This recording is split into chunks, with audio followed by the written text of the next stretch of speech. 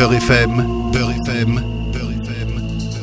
Les grandes signatures du Ramadan. Au cœur du Coran, Wissem Satouri et Ismaël Mounir. Présenté par Philippe Robichon.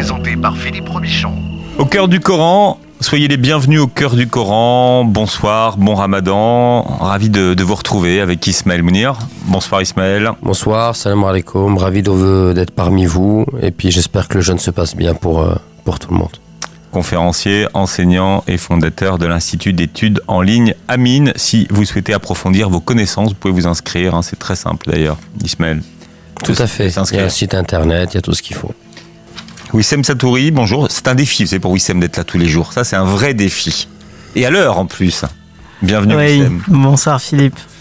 Wissem, chroniqueur, journaliste et cinéaste. Vos films tournent pendant le mois du Ramadan et on a toutes les informations sur la page de Repères et Vocations. C'est ça, absolument. Et puis j'en profite pour passer un message aux associations qui voudraient organiser une projection avec nous. N'hésitez pas à nous contacter, c'est très simple. Et puis on pourra faire un très bel événement tous ensemble. Bien, vous proposez les buffets qui sont en rapport avec les pays des films que vous proposez ou pas ? Pas encore, mais il se pourrait qu'on organise un grand événement pour le final de cette tournée de notre nouveau film avec peut-être un buffet de nouilles. Puisqu'on fait un film sur la Chine, voilà. Mais non, je croyais que c'était mexicain le nouveau. Non. J'ai cru que c'était la soirée tacos. Non, là c'est la tournée Les Hui, une ethnie musulmane chinoise. Il y aura du riz alors quand même. Voilà, il y aura peut-être du riz exactement et des nems. Par contre, en 2018, on vous donne le rendez-vous. Voilà, 2018. Voilà, pour quelque chose qui est hors norme et qui n'a jamais été fait. Un film sur une communauté d'Indiens descendants des Mayas convertis à l'islam. Voilà, c'est ce que vous êtes allé voir cette année. Tous les soirs, Ismaël, vous nous proposez de voir des nouvelles nuances, d'ouvrir des nouvelles fenêtres concernant des versets. C'est la sourate 7 ce soir et les versets de 172 à 174 que vous nous proposez d'écouter. وَإِذْ أَخَذَ رَبُّكَ مِنْ بَنِي آدَمَ مِنْ ظُهُورِهِمْ ذُرِّيَّتَهُمْ وَأَشْهَدَهُمْ عَلَى أَنفُسِهِمْ أَلَسْتُ بِرَبِّكُمْ قَالُوا بَلَى شَهِدْنَا أن تقولوا يوم القيامة إنا كنا عن هذا غافلين أو تقولوا إنما أشرك آباؤنا من قبل وكنا ذرية من بعدهم أفتهلكنا بما فعل المبطلون وكذلك نفصل الآيات ولعلهم يرجعون. Alors Wissem, quelle est la traduction de ces versets ? Et quand ton Seigneur tira une descendance des reins des fils d'Adam et les fit témoigner sur eux-mêmes, ne suis-je pas votre Seigneur ? Ils répondirent, mais si, nous en témoignons, afin que vous ne disiez point, au jour de la résurrection, vraiment, nous n'y avons pas fait attention. Ou que vous auriez dit, tout simplement, nos ancêtres autrefois donnaient des associés à Allah, et nous sommes leurs descendants. Après eux, vas-tu nous détruire pour ce qu'ont fait les imposteurs ? Et c'est ainsi que nous expliquons intelligemment les signes. Peut-être reviendront-ils. Alors Ismaël Mounir, que nous montre ce verset ? Alors là, on est dans ce qu'on appelle la croyance en l'invisible, puisqu'il y a une information qui relève du Coran. Et donc, en tant que croyant, le croyant, c'est l'iman, c'est celui qui fait tasdiq, c'est celui qui confirme, d'accord, qui rend véridique des informations qui parfois relèvent de l'invisible et qui sont citées dans le Coran. Et ici, en fait, ça fait référence à un événement de l'humanité, c'est-à-dire Dieu a créé Adam. Et donc, nous, tous les êtres humains, nous sommes tous les êtres humains, d'accord, au-delà des différences culturelles, ethniques, religieuses, nous sommes tous des descendants d'Adam. Donc on a tous le même père et la même mère, Ève, Adam et Ève. Et ce qui amène en islam le concept de fraternité humaine, d'accord. Si on n'est pas frère de sang, pas frère en religion, on est au moins frère en l'humanité. Ça, c'est une notion qui est extrêmement importante, surtout par les temps qui courent. Et en fait, Dieu a extirpé des reins d'Adam toute la descendance. Certains disent que même cet événement a eu lieu à Arafat, un des lieux du pèlerinage. Et à ce moment-là, qu'est-ce qui va se passer? Les êtres humains, Adam va voir toute sa descendance. Et ils seront comme des espèces de fourmis, d'accord, dans les mains de Dieu, et ils seront éclairés par une lumière.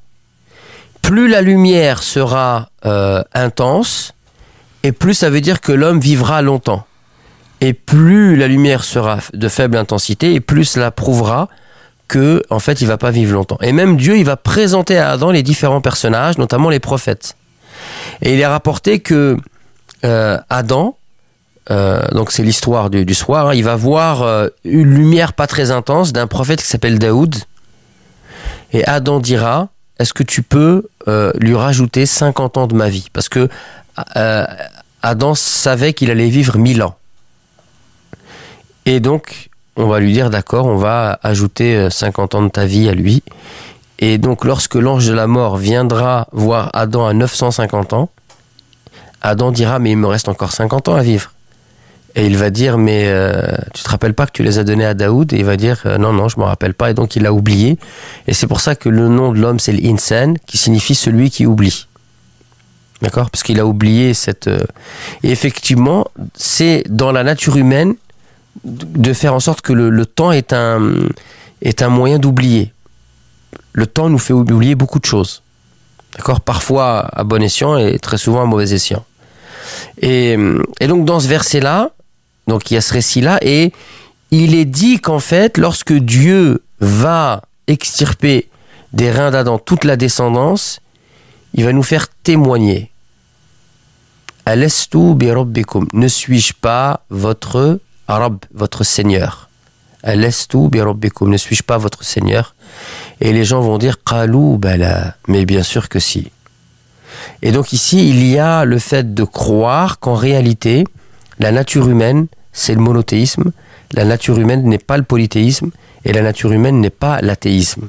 C'est-à-dire que l'être humain, il peut être polythéiste, il peut être, athée, mais que nous, on considère que d'un point de vue islamique, on considère que c'est contre nature. Mmh. C'est aller à l'encontre de la nature de l'homme. Et d'ailleurs, on peut le voir, on peut l'observer, de parler avec des gens qui seraient dans une forme de polythéisme ou de monothéisme, qu'il est difficile d'avoir une discussion objective qui va opposer argument contre argument, parce que en fait, c'est pas une posture, si vous voulez, qui se construit dans la rationalité, etc. C'est une posture de rejet, peut-être de souffrance ou de méconnaissance. Mais l'islam considère que la nature de l'être humain, c'est le monothéisme. Et ça s'explique à travers cet événement historique. C'est inscrit dans notre nature, dans ce qu'on appelle la fitra. Et voilà, ce verset, il vient attester de cela. Et également, après, il y a un deuxième aspect au verset. Peut-être que, Wissam, tu veux déjà intervenir sur cette partie? Non, pas spécialement. C'est une partie, évidemment, qui rappelle qu'il y a une cosmogonie de l'islam, donc il y a une vision de la création.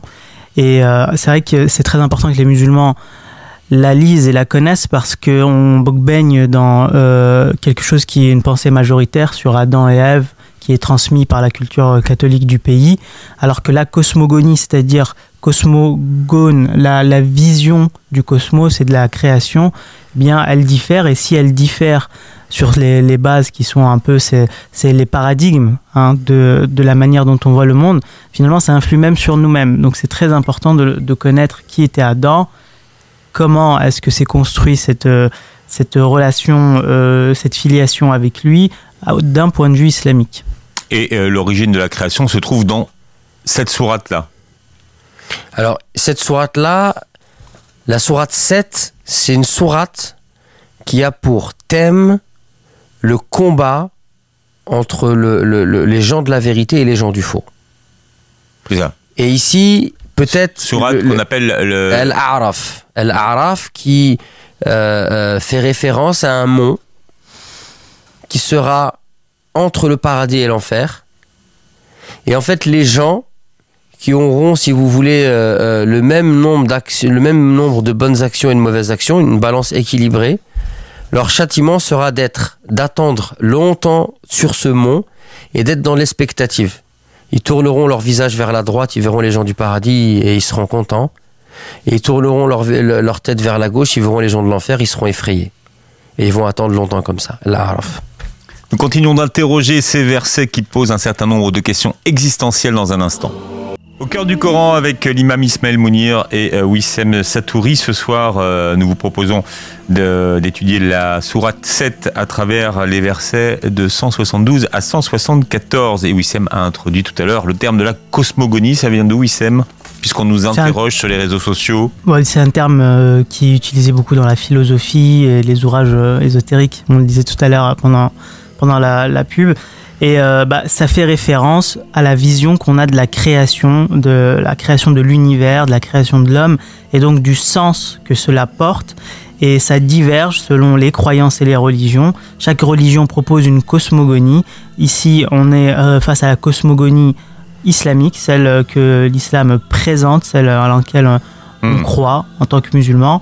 Et donc, c'est un terme qui revient évidemment énormément dans la philosophie. Bien, et on peut associer les deux termes, Ismaël Mounir. Cosmogonie, islamique ou musulmane, c'est bon. Oui, pourquoi pas, il y a une règle qui dit en droit musulman, la mushahata fil istilah. C'est-à-dire on se blâme pas sur les termes, on regarde en fait qu'est-ce qu'on met dans les termes. Donc si on explique que la cosmogonie, c'est un terme qui permet d'expliquer finalement quelle croyance en islam et quel paradigme propose l'islam à travers le Coran et les hadiths authentiques du prophète comme vision de création du monde, bien sûr, l'islam propose une approche de ces questions-là. Alors, vous vouliez revenir sur le purgatoire, Wissem ? Oui, il y a ce mont Al-Araf que vous citiez tout à l'heure, cet endroit où seront placées les personnes qui sont en attente de leur entrée au paradis ou non, ceux qui sont dans une zone, on va dire c'est une zone tampon entre les gens du paradis et les gens de l'enfer. Et donc c'est une notion, le purgatoire, dans l'islam, ça existe ?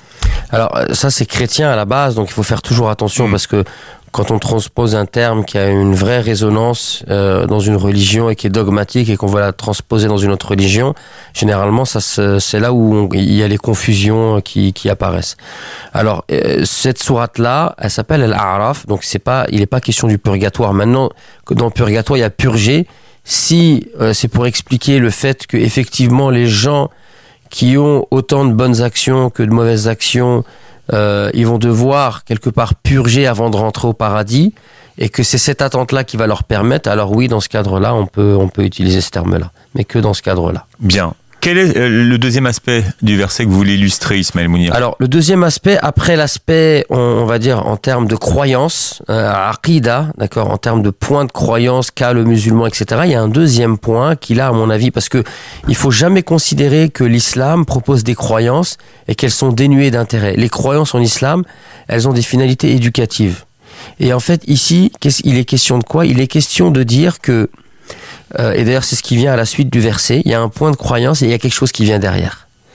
Le fait que Dieu nous ait fait témoigner qu'il était notre Seigneur, c'est pour nous dire que finalement, chaque être humain, peu importe la période de l'histoire à laquelle il va arriver, qu'il soit à l'époque des compagnons, ou une époque où l'islam est florissant, une époque où l'islam est comment dire, où on va dire la communauté musulmane est faible et dominée, peu importe, eh bien, le croyant, il a au fond de lui les ressources pour faire émerger cette foi en un Dieu unique et pour pouvoir la faire fleurir. Et qu'il est de sa responsabilité de s'investir dans cette voie. Et qu'en aucun cas, on peut justifier de mauvaises pratiques, de mauvaises mœurs, comme un héritage qui nous a été légué par des ancêtres qui étaient peu scrupuleux. Et c'est ce qui est dit clairement ici dans la sourate. Vous témoignez, comme ça vous ne pourrez pas dire au jour du jugement dernier que nous, en fait, on est juste les héritiers de ces gens-là. Est-ce que tu vas nous châtier, Dieu, pour ce que les gens ils ont fait avant ? D'accord ? Eh bien, ça ne marche pas auprès d'Allah. Chacun a sa responsabilité. Et ici, en fait, c'est vraiment un verset qui vient nous responsabiliser.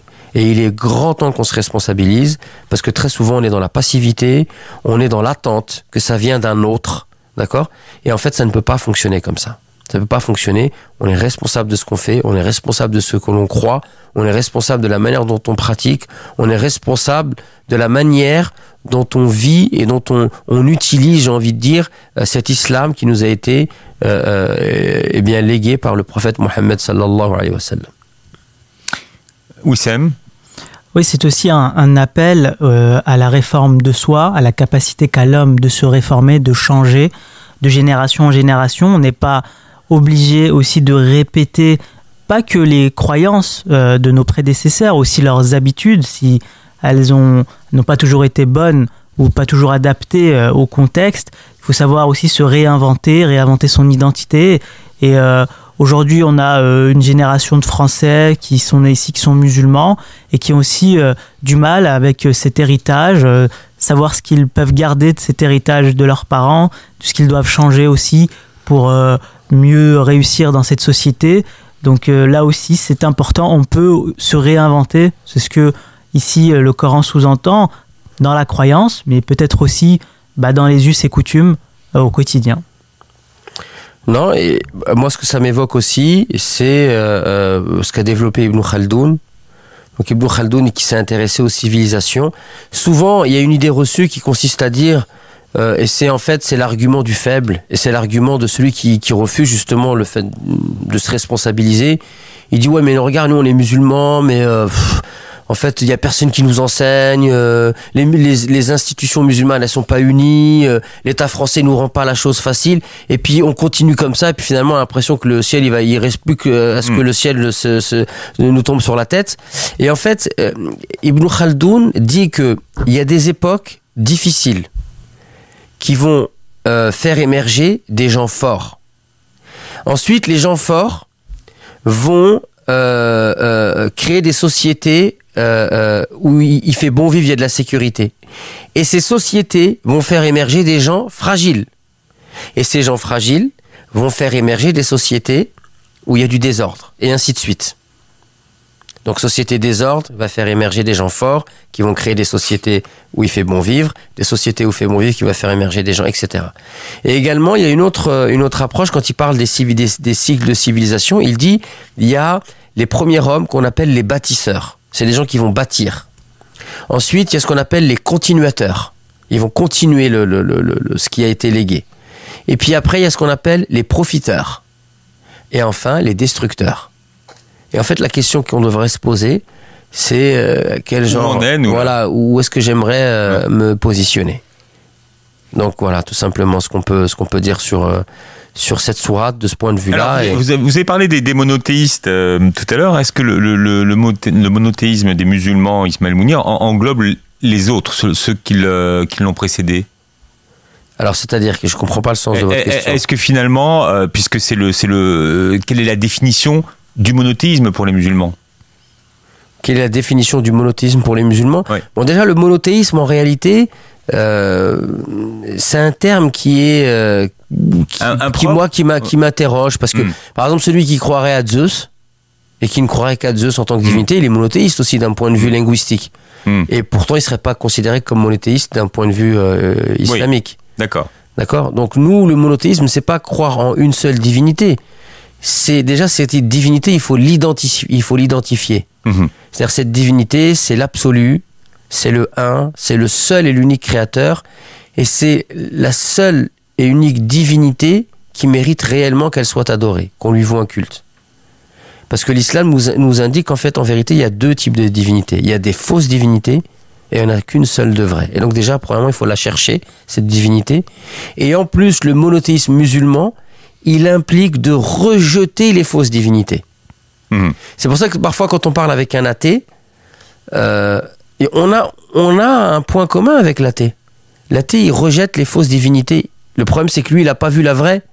Mais dans le fait qu'il rejette des fausses divinités, il y a une proximité, donc il y a quelque chose avec laquelle on peut construire avec lui. D'accord? Donc, c'est pour ça que quand on emploie des termes et qu'on passe d'une langue à une autre, parfois c'est un peu, à mon avis, c'est réducteur, parce que le monothéisme, finalement, serait croire en une seule divinité, mais laquelle? Nous, en islam, elle est identifiée. Mais on parle du monothéisme ou des monothéismes, vous voyez? Voilà, donc il faudrait l'identifier, ce monothéisme. Et même, par exemple, aujourd'hui, le monothéisme qui est prôné dans la religion catholique, en tant que musulman, le musulman ne considère pas cela comme étant du monothéisme. Même si, après, on va parler des religions abrahamiques, monothéistes, etc. De ce point de vue-là, historique, etc. Oui, mais d'un point de vue purement dogmatique, du point de vue musulman, le christianisme, c'est pas du monothéisme. À cause de la Trinité? Voilà, notamment. À cause de la Trinité, de la nature divine de Jésus ou de la nature humaine de Dieu. Merci d'avoir été avec nous. Merci Wissem. Merci à vous. Ismaël Mounir, on vous retrouve demain. Bon appétit pour ce soir. Bon Ramadan.